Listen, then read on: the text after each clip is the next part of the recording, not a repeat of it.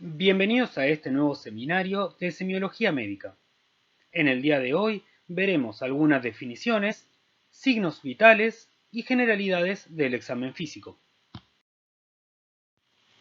Bien, comenzaremos con algunas definiciones que iremos utilizando durante todo el año. Para empezar, definiremos qué es la semiología médica. La semiología médica es la rama de la medicina que estudia la identificación de las diversas enfermedades. Esta se divide en dos ramas, la semiotecnia, que es la técnica de búsqueda de signos, y la clínica propedéutica, que es reunir e interpretar los signos y síntomas para llegar a un diagnóstico. Un síntoma es la manifestación objetiva de una enfermedad, que al ser subjetivo es percibido exclusivamente por el paciente y por lo tanto no es objetivable, mientras que un signo es la manifestación objetiva de una enfermedad.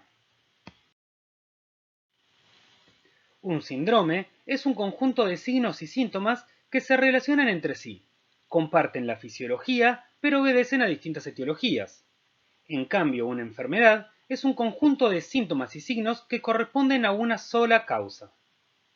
La semiotecnia es un conjunto ordenado de métodos y procedimientos del que se vale el médico para obtener los signos y síntomas, y con ellos poder elaborar un diagnóstico.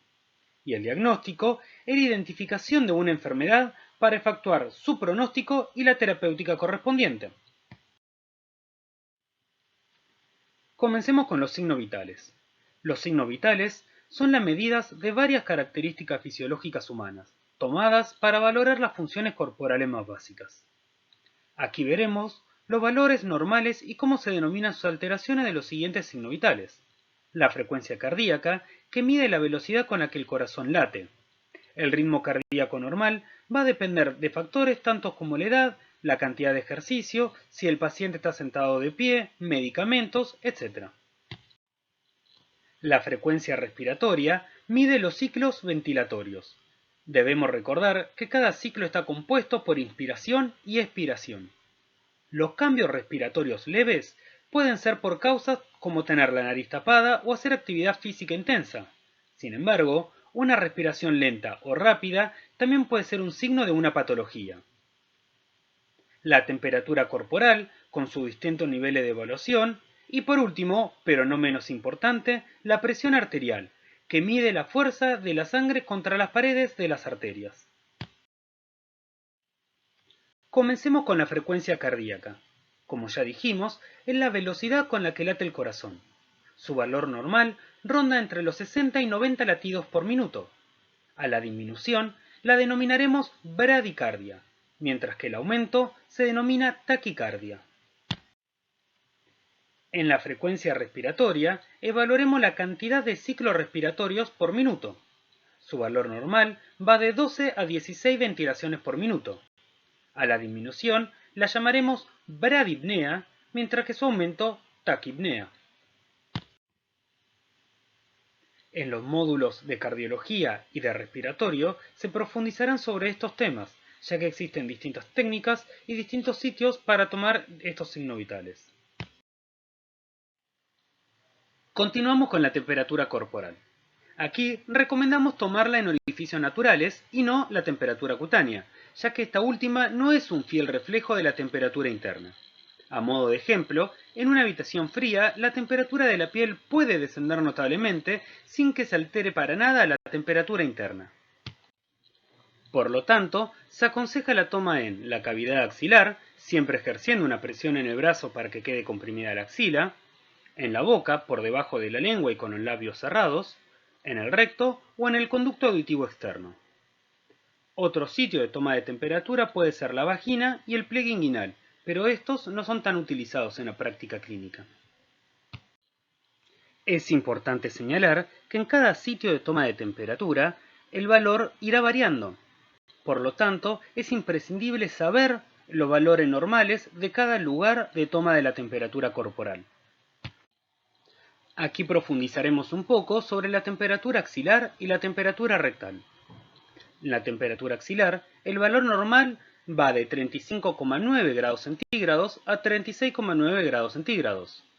Se llama hipotermia cuando la temperatura axilar desciende por debajo de los 35 grados centígrados, febrícula cuando va de 37 a 37,9 grados centígrados, fiebre cuando la temperatura axilar es mayor a 37,9 grados centígrados, e hiperpirexia cuando la temperatura es mayor a 41,5 grados centígrados.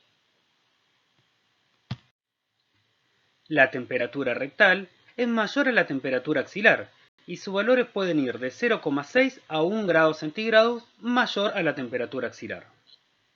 El estudio comparativo entre la temperatura axilar y rectal tiene notoriedad utilidad clínica para el diagnóstico de procesos infecciosos pelvianos e intestinales agudos, y se denomina temperatura diferencial. En dichos casos, la temperatura rectal puede superar hasta en 2 grados centígrados la temperatura axilar. Por último, hablaremos de la tensión arterial. Los valores normales de tensión arterial son controvertidos y arbitrarios, motivo por el cual han tenido innumerables modificaciones a lo largo de los años. La hipertensión sigue siendo la principal causa de muerte en el mundo, y es el principal factor de riesgo para las enfermedades cardiovasculares. Por dichos motivos, desde la Cátedra de Semiología Médica decidimos basarnos en el consenso de hipertensión arterial realizado por las 3 sociedades científicas más importantes de la República Argentina, es decir, la Sociedad Argentina de Cardiología, la Federación Argentina de Cardiología y la Sociedad Argentina de Hipertensión Arterial. Como visualizamos en el cuadro, se habla de una tensión arterial normal cuando el valor sistólico va de 110 a 130 milímetros de mercurio y o el valor diastólico de 60 a 84 milímetros de mercurio. Se habla de hipotensión cuando la sistólica es menor a 110 milímetros de mercurio y o la diastólica menor a 60 milímetros de mercurio. La tensión arterial limítrofe tiene sus valores sistólicos en 130 a 139 milímetros de mercurio y o el valor diastólico de 85 a 89 milímetros de mercurio. La hipertensión arterial se clasifica en 3 niveles. En el nivel 1, el valor sistólico va de 140 a 159 milímetros de mercurio y o el valor diastólico de 90 a 99 milímetros de mercurio.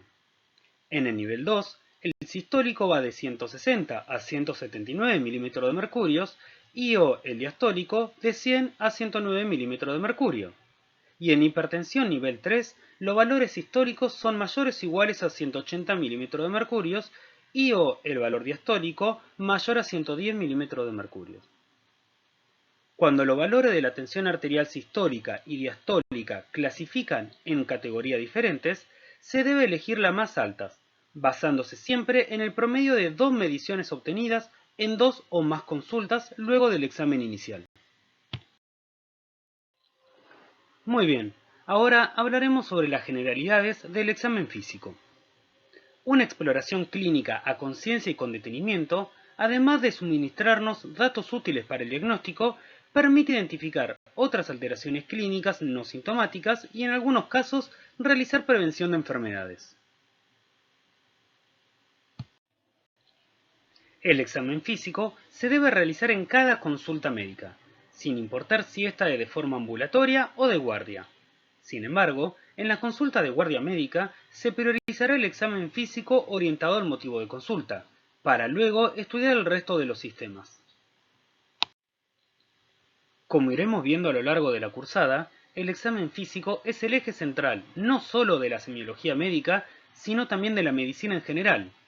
Ya Pascal afirmaba: la mayor parte de los errores de los médicos proviene no de malos razonamientos basados en hechos bien estudiados, sino de razonamientos bien establecidos basados en hechos mal observados. Como dijimos anteriormente, la exploración física es lo fundamental que realizaremos como médicos. Para ser completa, se deben realizar una serie de pasos, los cuales incluyen la anamnesis, es decir, el interrogatorio, la inspección, sea somática general o somática local, la palpación, la percusión y la ocultación. En la exploración médica también podrán encontrar que se incluyen los métodos complementarios, ya sea de laboratorio, imágenes o métodos invasivos, entre otros, pero por una cuestión didáctica no profundizaremos dado que son material de estudio de los próximos años. La anamnesis es el interrogatorio y es el primer acto médico que realizaremos siempre con cada paciente y nos acercará a un diagnóstico presuntivo. Se basa en el contacto interpersonal, protagonizado por el paciente y el médico, estableciéndose aquí los pilares de la relación médico-paciente. Como médicos, es nuestro deber indagar no solo acerca de lo que aqueja al paciente, sino también del contexto biopsicosocial en el que éste esté inmerso.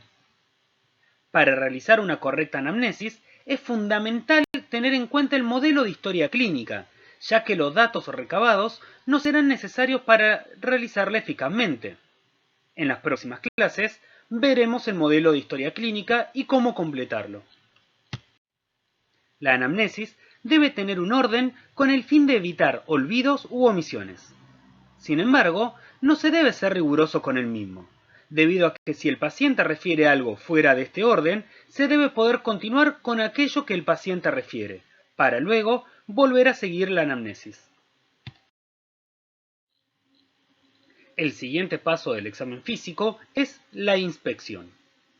Esta es la examinación del paciente por medio de la vista, pero no se reduce a simplemente echar una ojeada al paciente, sino que hay que observar todos los detalles. La inspección comienza tan pronto nos enfrentamos al paciente.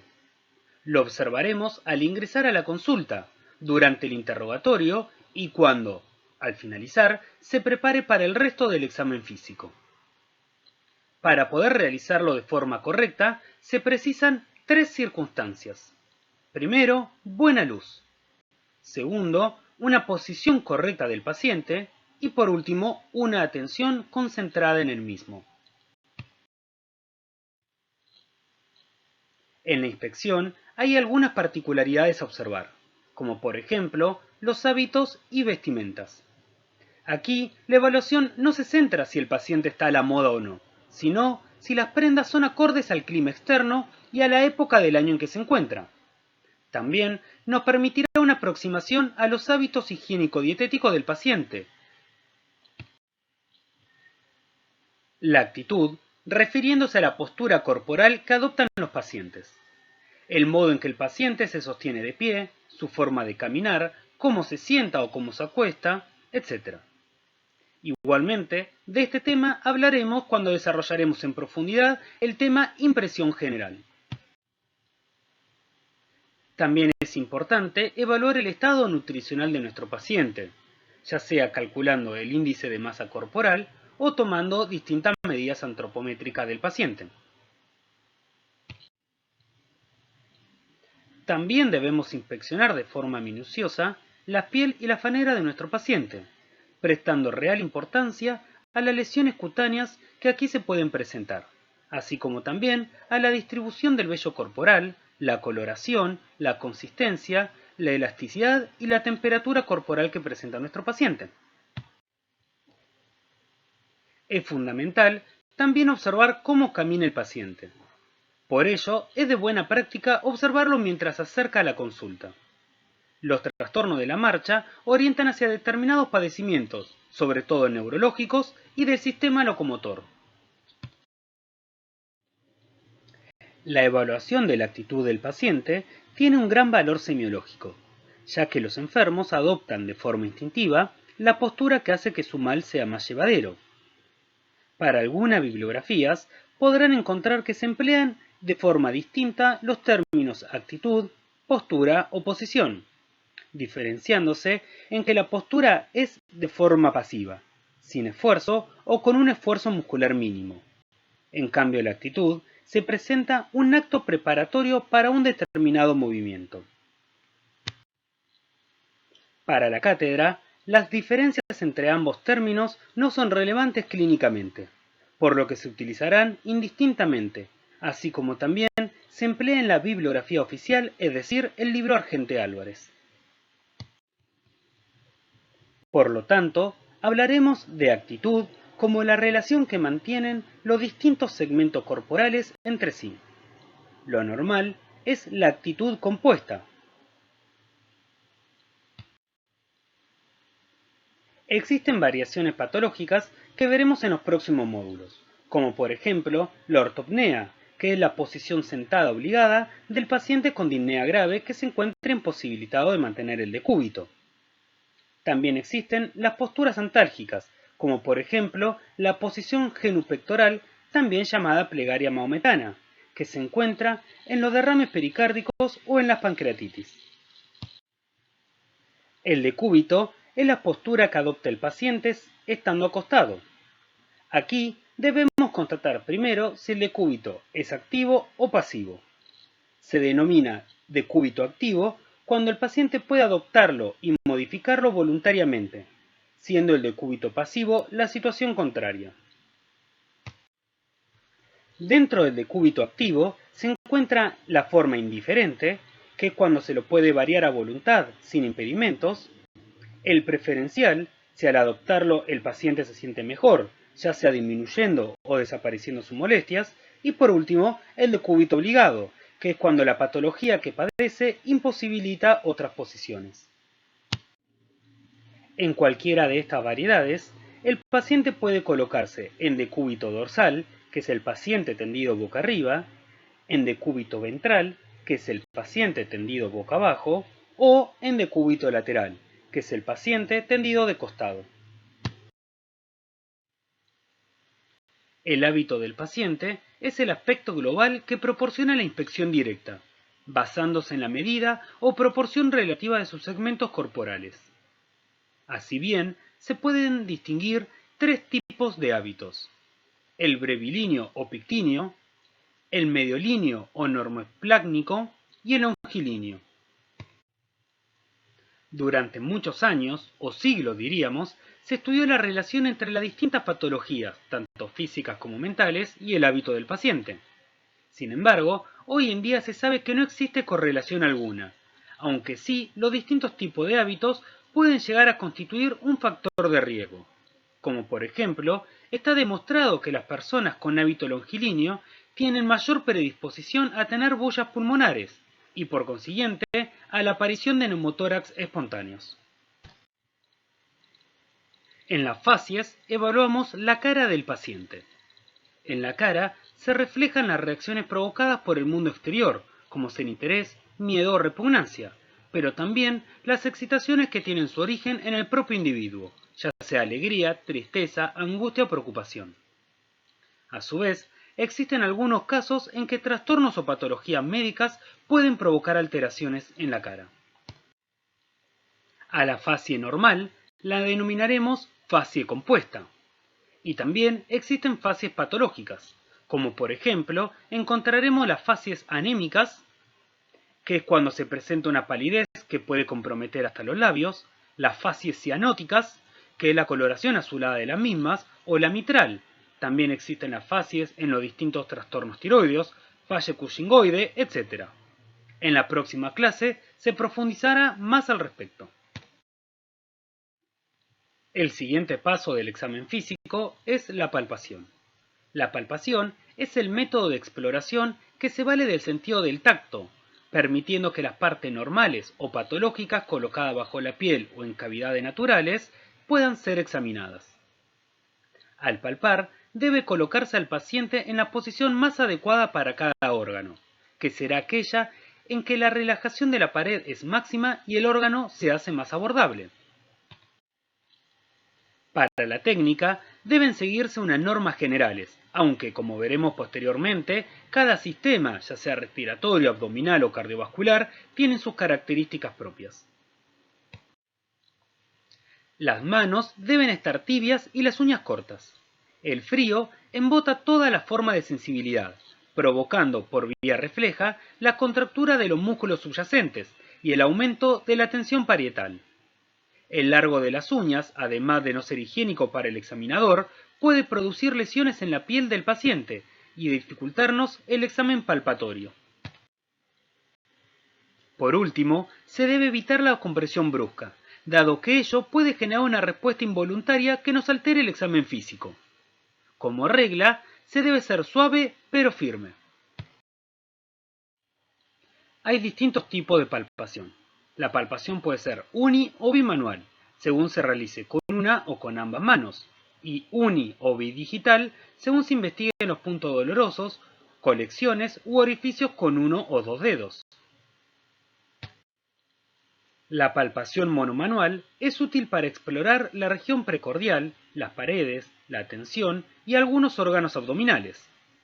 Aquí, la mano palpatoria, que vendría a ser la mano activa, deprime los tegumentos de una manera progresiva y permanente, aprovechando las fases respiratorias, ya sea la expiración para aumentar la presión o la inspiración para disminuirla.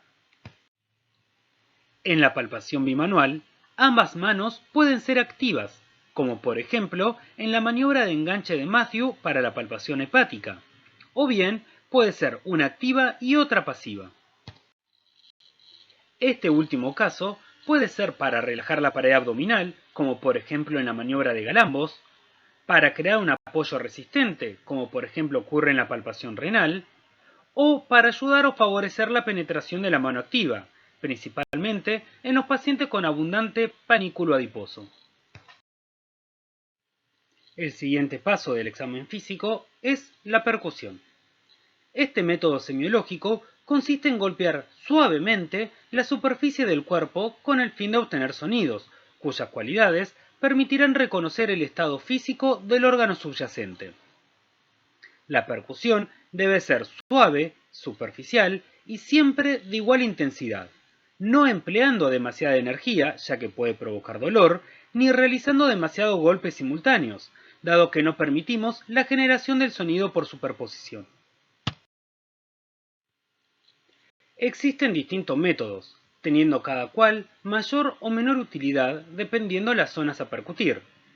Aquí solo desarrollaremos aquellos que tienen una utilidad general. La técnica directa, también denominada método de Auenbrugger, se realiza golpeando directamente con los dedos de una mano dispuestos en forma de gancho.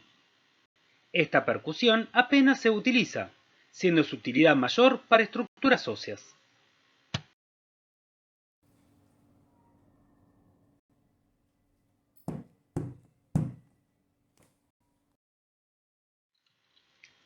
La técnica dígito-digital, también llamada técnica medial o método de Gerard, es la más utilizada en la práctica clínica.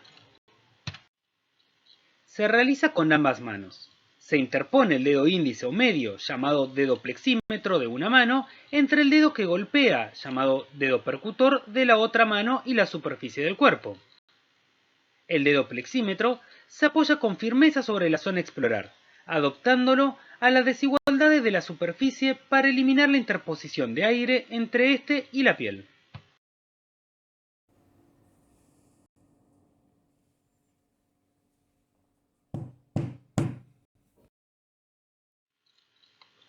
Percutiendo en las distintas regiones del cuerpo, podremos lograr distintos tipos de sonidos, dependiendo siempre de las características de lo que estemos percutiendo. El sonido mate se obtiene al percutir sobre estructuras sólidas sin aire. El sonido es débil, pues las vibraciones son poco amplias y posee una tonalidad alta y de duración breve. Este sonido lo obtendremos en órganos sólidos, grandes masas musculares, órganos o colecciones líquidas, etc. El sonido timpánico se obtiene al percutir sobre estructuras huecas, donde predomina más el gas que los elementos sólidos. Las vibraciones son sencillas, regulares, con ausencia casi completa de sobretonos. A modo de ejemplo, tendremos los neumotórax, la cámara gástrica en persona con ayuno prolongado o el neumomediastino. Por último, tendremos el sonido sonoro, que se obtiene percutiendo sobre estructuras que contengan igual cantidad de gases como de sólidos. Es un sonido de intensidad fuerte, tono bajo y duración prolongada. A modo de ejemplo, es el sonido que se obtiene al percutir el pulmón. Sumado a estos tres sonidos fundamentales, pueden agregarse otros dos sonidos, que son la submatidez, que es una variación del sonido mate, pero con mayor sonoridad y un tono más grave. Se encuentra en las zonas del pulmón con menor aireación, ya sea fisiológico o patológico, o cuando disminuye la lámina del pulmón por encima de un órgano sólido, como por ejemplo la submatidez hepática en la parte superior del hígado. La hipersonoridad, que constituye una variedad de la sonoridad caracterizada por ser más fuerte, más grave y de mayor duración, pero sin el carácter musical del timpanismo. A modo de ejemplo, podremos encontrarlo en los pulmones hiperareados, ya sea por enfisema o durante una crisis asmática. Y ya finalizando la clase, hablaremos un poco de la auscultación. La auscultación es el método de exploración que se vale del sentido del oído para recoger aquellos sonidos o ruidos que producen los órganos o sus patologías. Para ello utilizaremos el estetoscopio, también llamado fonendoscopio, los cuales fueron sufriendo numerosas modificaciones con el progreso científico, existiendo muchos modelos o tipos, pero que a fines prácticos poco difieren entre sí. Es por eso que desde la cátedra queremos resaltar que más allá del tipo o tecnología que posee el instrumental, si quien lo utiliza no posee los conocimientos apropiados, de nada le servirá. El estetoscopio está conformado por las olivas, que son las que se introducen en el conducto auditivo externo, el arco metálico, que comunica las olivas con la tubuladura, la campana y la membrana. Las características auscultatorias dependerán de cada sistema, por lo cual se estudiarán en sus respectivos módulos.